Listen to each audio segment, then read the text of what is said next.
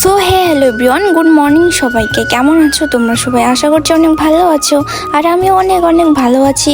তো আমি আজকে আবার চলে আসলাম তোমাদের সাথে আরও একটা নতুন ব্লগ নিয়ে। থেকে উঠে দেখে আকাশের অবস্থা এতটা খারাপ, মানে একদমই পুরো বৃষ্টি হয়ে গেছে। আর দেখো আমাদের গ্রামে বৃষ্টি হলে এরকম কাদা কাদা ভাব থেকে, মানে পুরো মাঠে একদম কাদায় ভরে যায়। এর জন্য বাইরে বেরোনো অনেক মুশকিল হয়ে যায়। আমার ঘুম থেকে উঠে যেগুলা কাজ থাকে, রুম গোছানো, এই যে ব্ল্যাঙ্কেট গোছানো, এগুলাই আমাকে করতে হয়।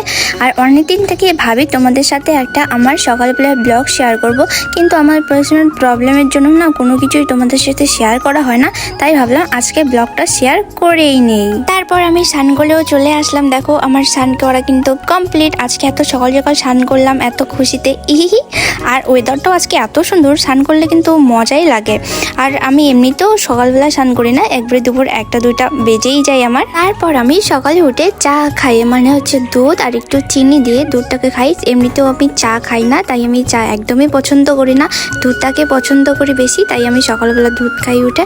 আমার মতো কে কে দুধ খেতে ভালোবাসে সকালে উঠে অবশ্যই কমেন্টে জানিও। কিছুক্ষণ থেকে এখন চলে আসলাম আমি রান্নাঘরে, দেখতেছিলাম যে কি কি রান্না হচ্ছে। তো দেখতেছি এই রাঁধুনি রান্না বসাই দিয়েছে।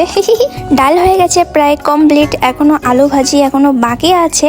আর এই দিকে হচ্ছে ভাত, এই দেখো ভাত সিদ্ধ হয়ে গেছে, তাই ভাতটাকে নামিয়ে রেখেছে। আমি আর আমাদের বাড়িতে একটা বিড়াল আছে, দেখো কত কিউট দেখতে না, তাই না? ওরও খিদে পেয়েছে খুব, আমারও খেতে পেয়েছে। আমরা দুজনেই ভাবতেছি কখন খাবার হবে আর কখন আমাদেরকে খেতে দেবে। ফাইনালি দেখো আমার খাবার এসে গেছে, ডাল আর আলু ভাজি। অনেকদিন পর আমি ডাল আর আলু ভাজি খাচ্ছি। ভগবান, এতদিন সিদ্ধ খেতে খেতে আমার অবস্থাই খারাপ।